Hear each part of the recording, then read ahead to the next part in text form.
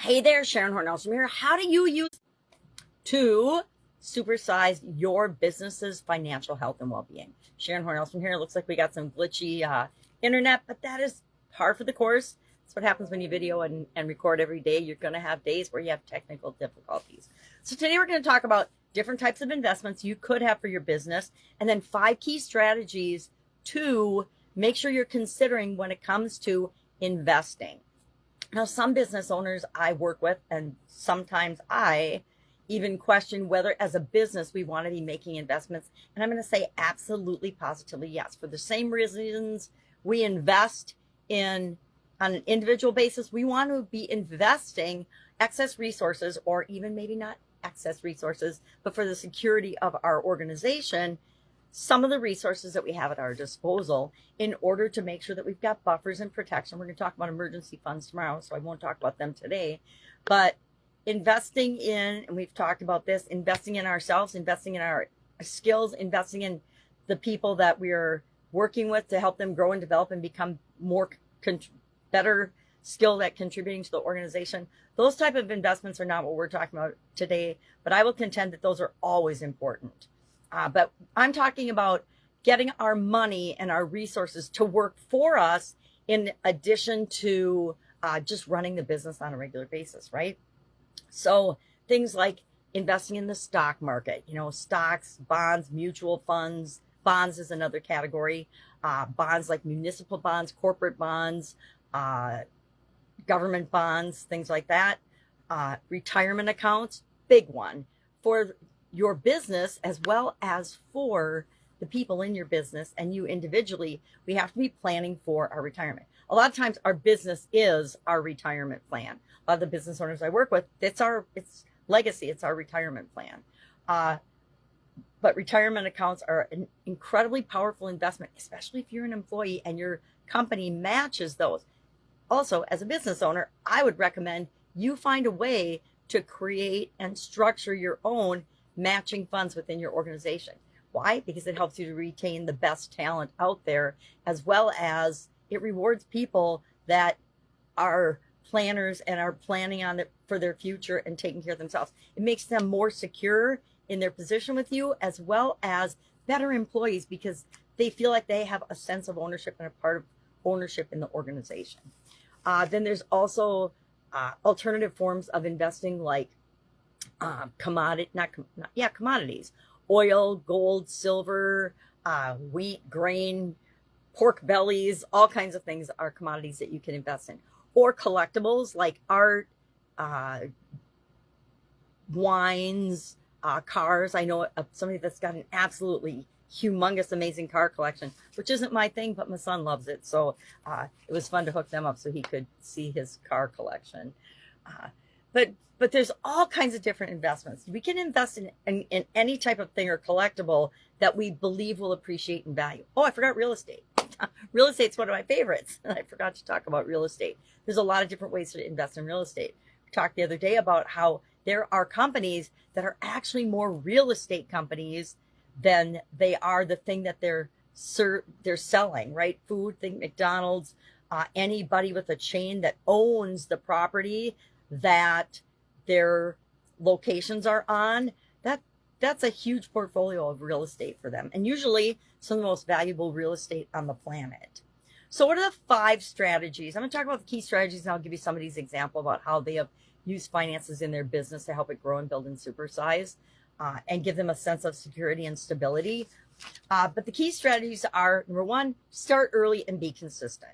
If you start early learning and growing and being a lifelong learner, if you start early doing anything, you will be more successful than other people, than your peers, than other businesses. It gives you a competitive advantage because you have a solid foundation to build upon. So start early, be consistent, diversify your portfolio. And I think I've shared my real estate horror, or not my real estate, my stock market horror story with you before, where the ex-husband and I had all of our eggs in the stock market basket in 2008 and 2009 when there was the gigantic real estate crash. That's also about the time we got involved in real estate because we knew we needed to diversify, because as we were losing all our money in the stock market, we needed to find a way to actually rebuild our retirement accounts up because they were gone thanks to that lack of vision on our part back then.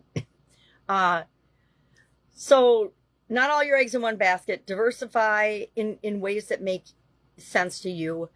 Third, but I think this almost should be first, is know your risk tolerance. What are you willing to risk? Like early on, when we had everything in the stock market, we were young and we knew we had a lot of time to recover. However, one of us didn't want to wait for the time to recover and just sold everything, which is why we suffered all those losses. Obviously wasn't me, right? Number 4, automate and reinvest if you have stocks and bonds and you're getting dividends and things, reinvest those into the market that you're in, because that allows you to take advantage of compounding and compound interest and compound earnings, which are really, really powerful over time. And then 5, and again, this is probably one of the most important, besides knowing your risk tolerance, educate yourself. And part of educating yourself is understanding and knowing yourself better and what is and is not for you. Like I said, prior to the whole losing all our money in the stock market, we pretty much just had jobs and businesses on the side. We didn't invest in real estate, but that's when we jumped into real estate pretty heavily for about 20, 25 years. I still have real estate holdings. So those are the 5 strategies. Start early, be consistent, know your risk tolerance, diversify, automate and reinvest for compounding, and then educate yourself. We could probably apply this to just about anything, right? So let's find somebody's story and share it with you. I think we will talk about, I don't want to share a horror story. I'll share a good story. Let's look at, well, Daniel. I already talked about Daniel and Be a Better You, so let's pick somebody else. All right, let's find. Be really awesome if I could see without a magnifying glass, wouldn't it? Maria, the real estate maven. Maria bought her first duplex at age 30. Living in one unit and renting out the other, she reinvested profits into more properties, eventually owning a portfolio of 5 rental units. The outcome was that the passive income covers all of her living expenses now.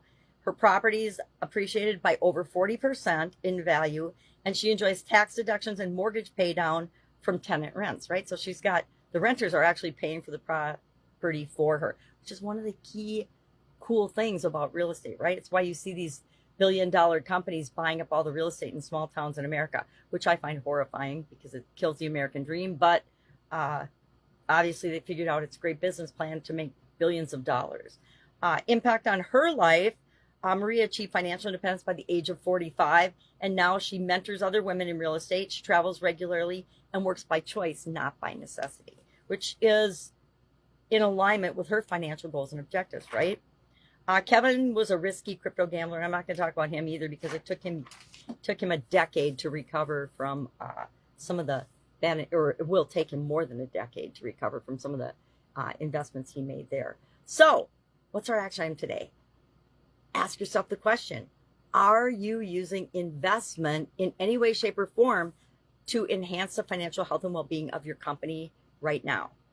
It's a yes or no question, right? Either you are or you aren't. Or we've thought about it, but we haven't done it yet. If you're in that position, do something today. Just start, automate it, and be consistent and see how that impacts your bottom line. I guarantee it'll impact it positively, unless you put all your eggs in one basket, don't pay attention to your risk tolerance, and participate in super risky things. All right.